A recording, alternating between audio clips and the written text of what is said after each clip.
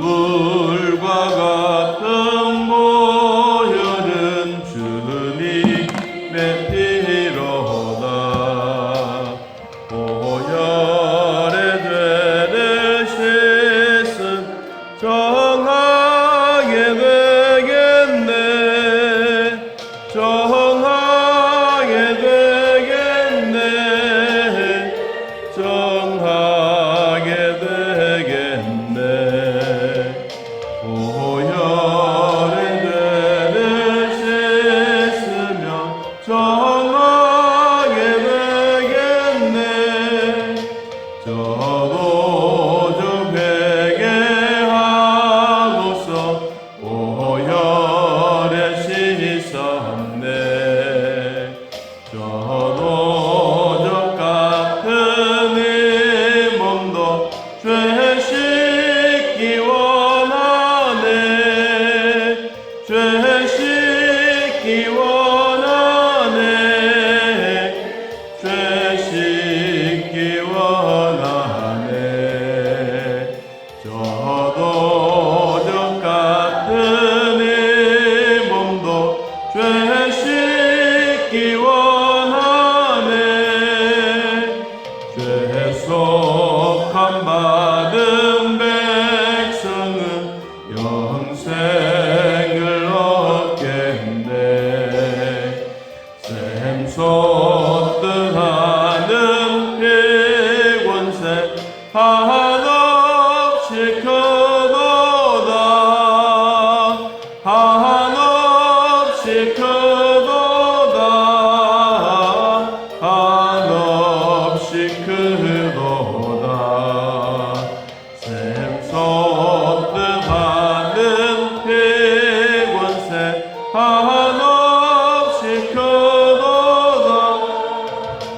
날 정케 하신 피보니 그 사랑 한없네.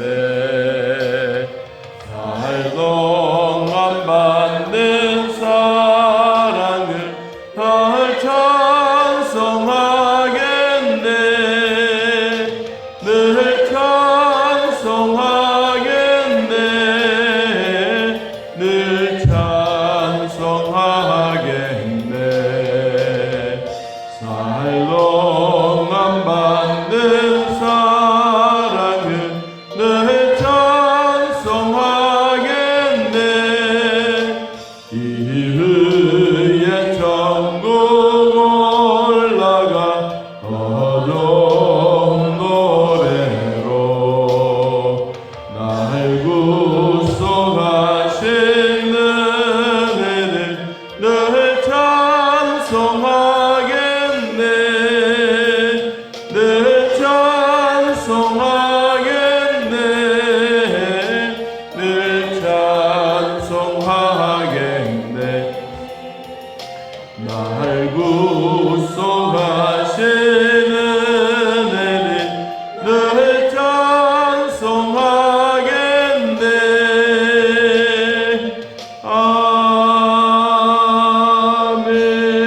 아멘. 찬송가 300. 우리가 목표를 정했으면 목표가 쉽게 탈환이 되고 또 쉽게 목표가 성취하면 모든 사람들은 성공했다라고 이야기를 합니다. 그러나 목표가 있으면 멀고 험난합니다. 거기는 생명의 위협도 있고 재산의 위협도 있고 어쩌면 가족들의 위협도 있게 됩니다. 모세와 아론이 하나님의 명령을 받아서 애굽에 있는 바로 왕 앞에 가서 이스라엘 백성들을 내보내라. 그것도 절기를 지키기 위해서 한 사흘 동안 광야로 나가서 우리가 하나님 앞에 예배드리고 돌아오겠다. 그렇게 하면 얼마나 좋겠느냐. 그래서 보내달라고 이야기를 했는데 바로 왕은 오히려 성을 더 내고 보내주지 않았습니다.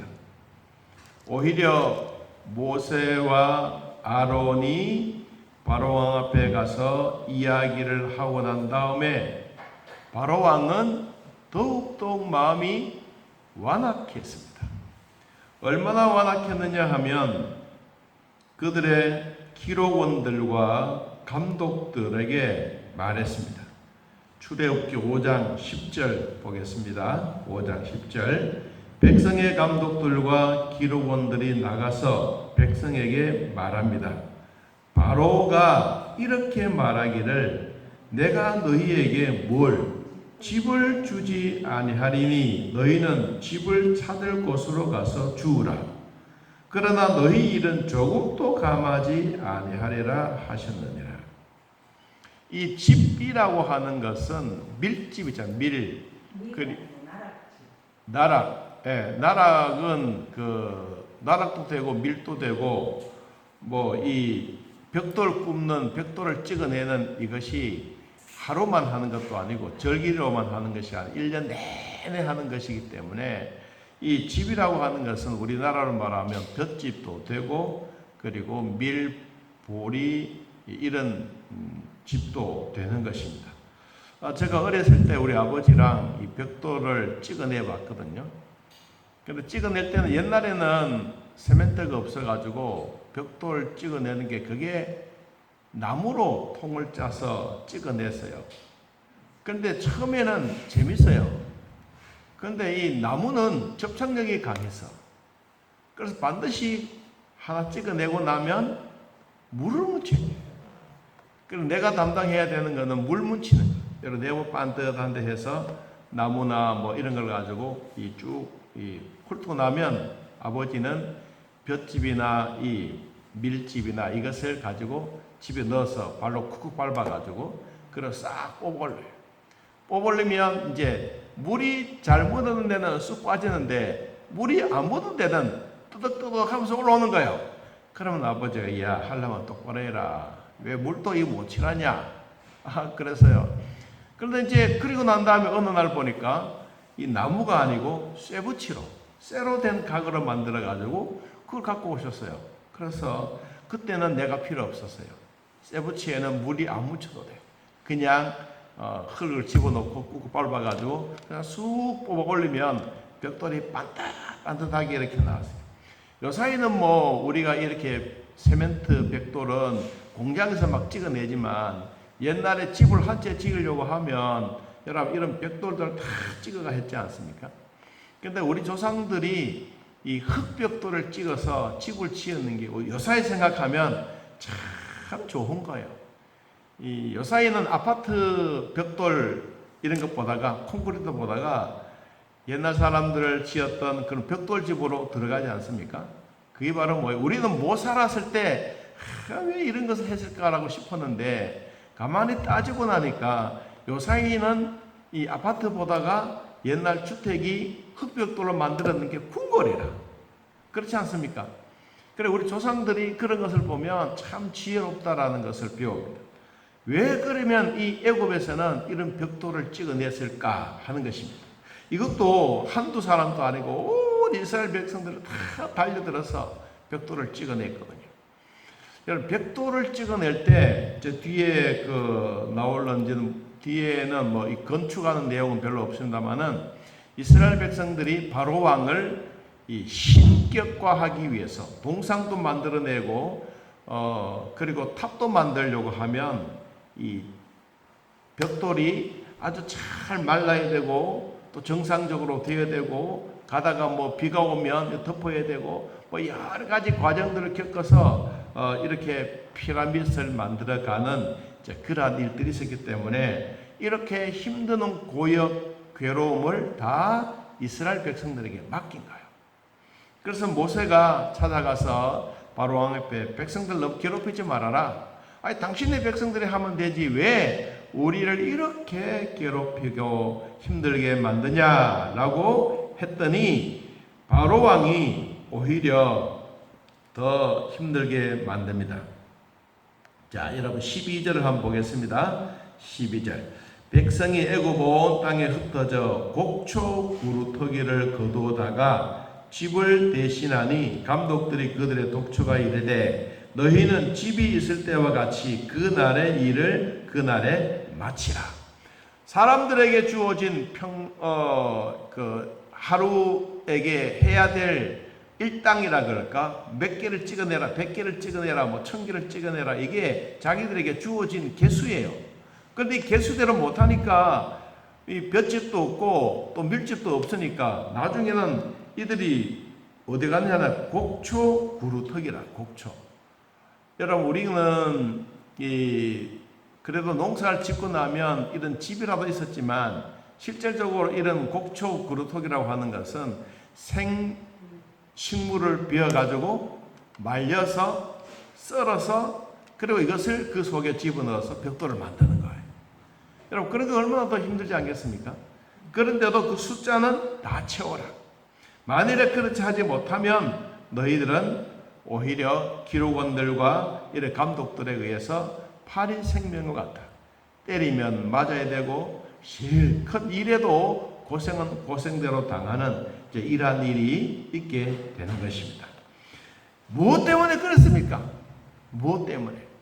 오히려 이스라엘 백성들이 뭐 예배 드리려고 한다 그러면 바로 왕도 그래 가라 이러면 참 좋을 텐데 그것이 안 된다는 것입니다.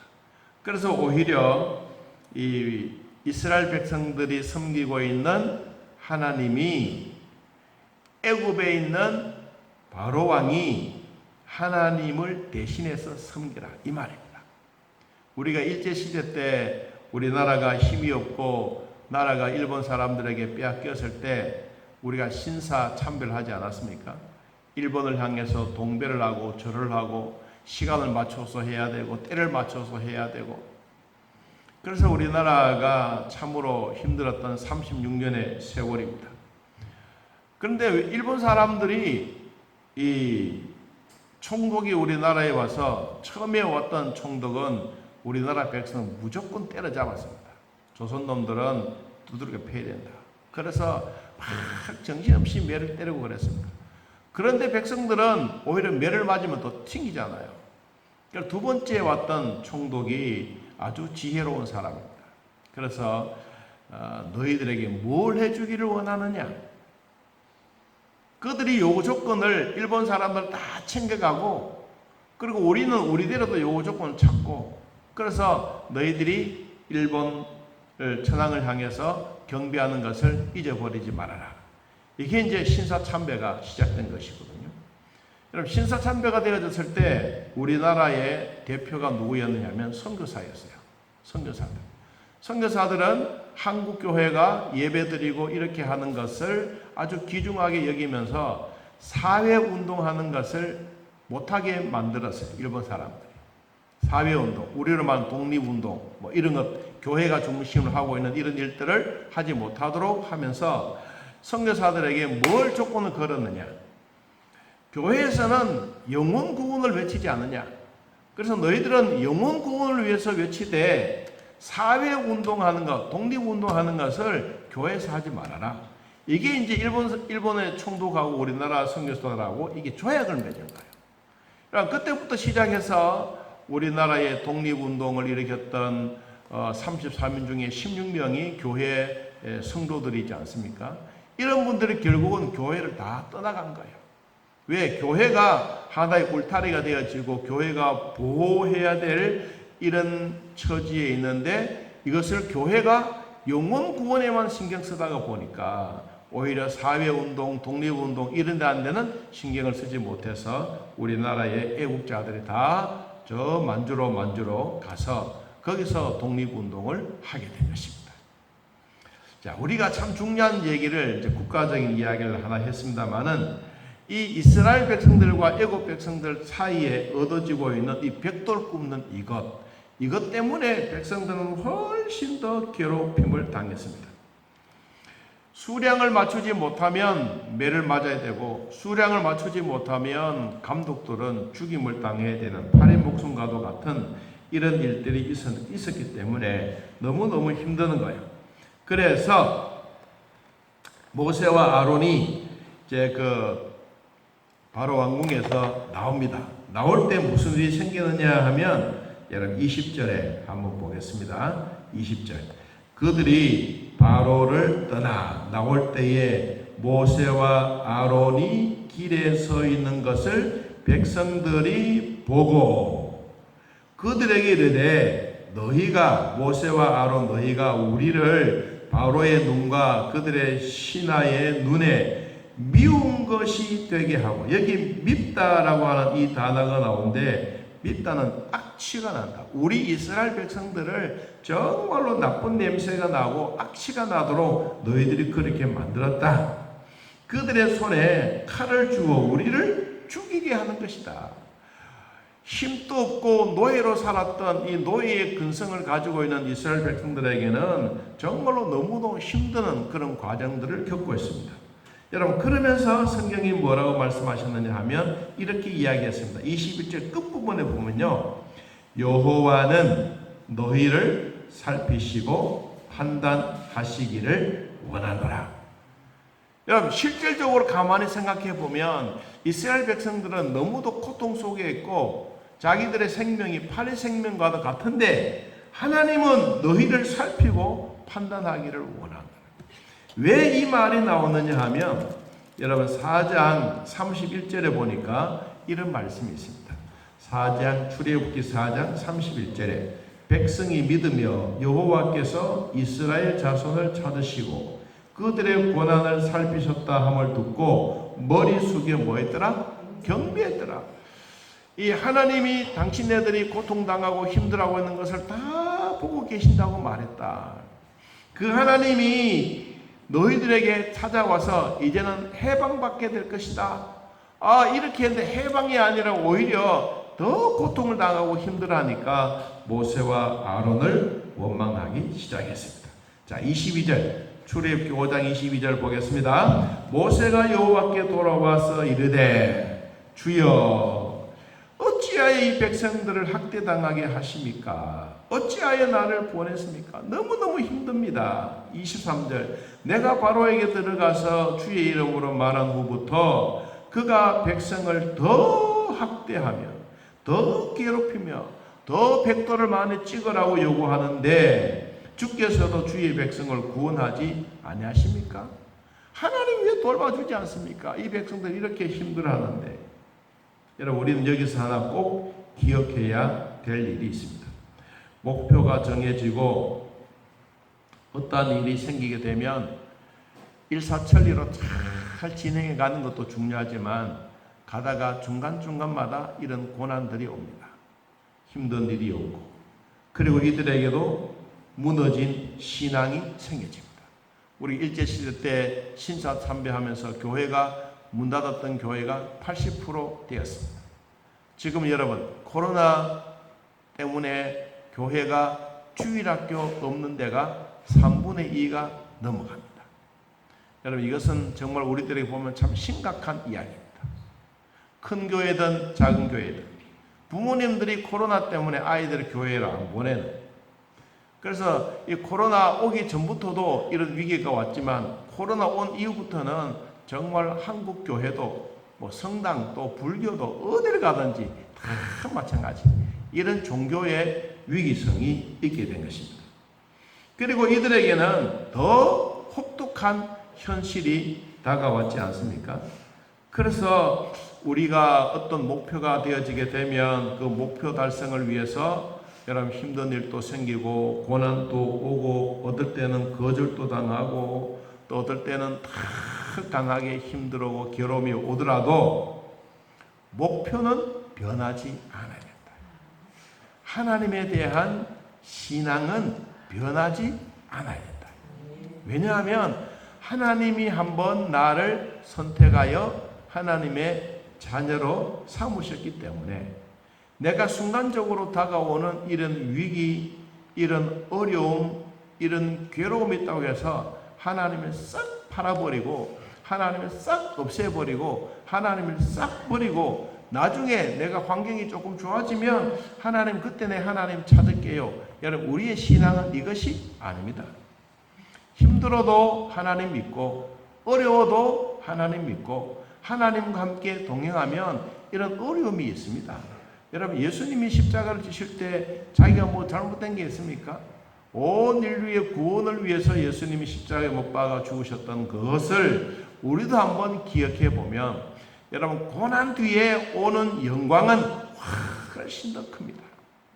십자가의 고난, 어려움을 통해서 예수 그리스도는 부활의 영광을 우리에게 보여주셨습니다. 하나님의 은혜를 잘 잊어버리고 있는 이스라엘 백성들이나 오늘날 우리들, 이런 재앙 속에 있는 우리들이라 할지라도 하나님을 여러분 잘 잊어버리면 안 됩니다. 오늘 좋은 일 있으면 하나님 고맙습니다. 내일 힘든 일 있으면 하나님 왜 그렇습니까? 이것이 아니고 우리 하나님은 어제나 오늘이나 하나님의 사랑은 변함없이 동일하신 그분입니다. 갓난아이가 엄마의 젖가슴을 물고 젖을 먹고 있는데 오른쪽에 있는 젖가슴은 젖을 다 먹었어요. 그러면 엄마가 알잖아요. 그러면 아이의 입을 딱 떼서 왼쪽으로 옮기려고 하는데 이 아이는 먹다가 배가 고프니까 엄마가 막 밀어내니까 막 우는 거예요. 여러분, 그 순간이에요, 순간. 그런데 또 엄마가 젖가슴이 또 왼쪽에 딱 갖다 대면 그냥 또 울음이 딱 그치지. 우리가 하나님과 살아가고 있는 동안에 힘든 일이 왜 없겠습니까? 환난이 왜 없겠습니까? 고난이 왜 없겠습니까? 여러분, 우리의 몸이 건강하다가도 힘들 때가 있습니다. 그럴 때마다 우리가 기억해야 될 것은 하나님은 변함이 없으시는 하나님이다.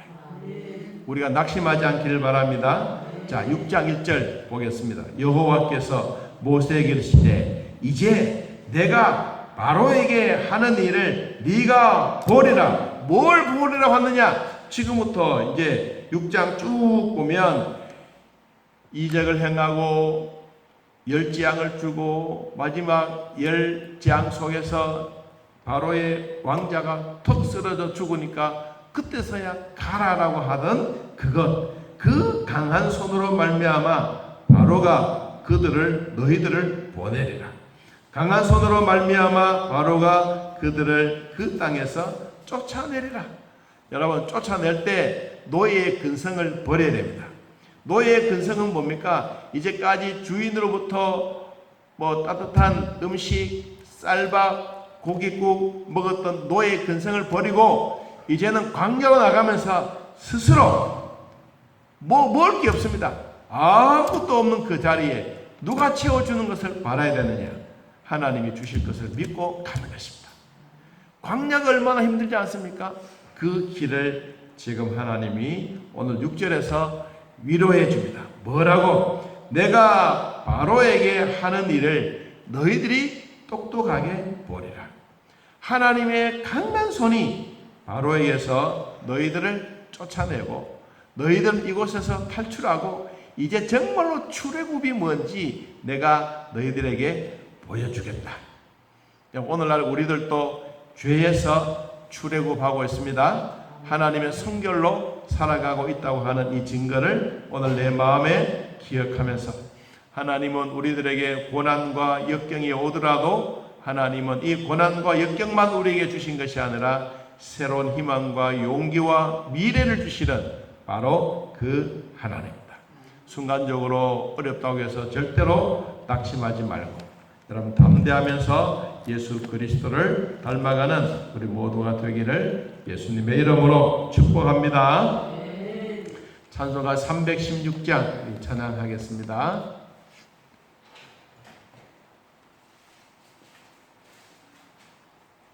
찬송가 316장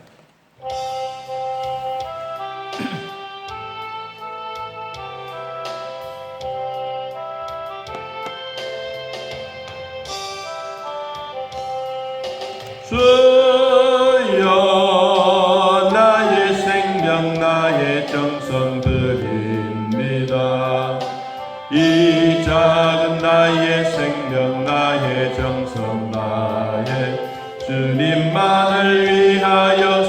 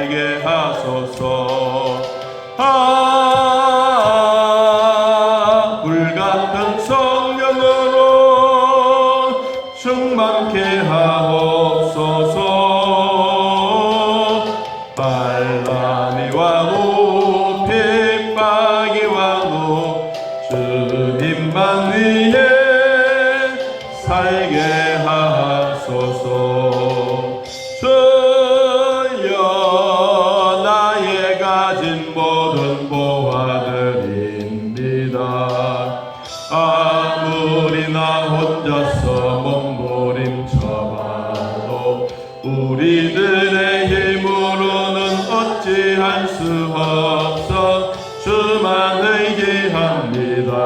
주 의지합니다. 성령으로 거듭남 주시옵소서. 불같은 성령으로 충만케 하옵소서. 괴로움이 와도 슬픔이 와도 주님만 위해 살게 하소서. 주여 힘을 바쳐 주의 일을 하렵니다. 아무리 어려워도 괴로움 당해도 주와 함께 승리하며 살게 하옵소서. 주님 사랑 크시니 주를 따라가며 주님으로 만족해 하여 주소서. 불같은 성령으로 충만케 하옵소서.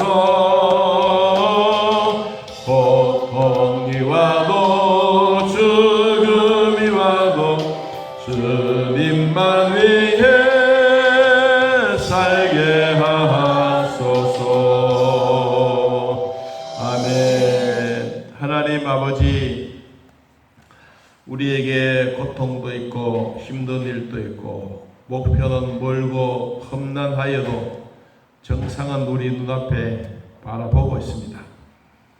우리가 하나님의 뜻을 위해서 살아가고 하나님과 함께 동행하면 만사 형통의 축복만 아니라 고난도 어려움도 환난도 역경도 있다는 것을 기억하게 하시고 이것을 하나님이 도와주심으로 말미암아 이겨나갈 수 있는 담대함이 있게 하여 주옵소서.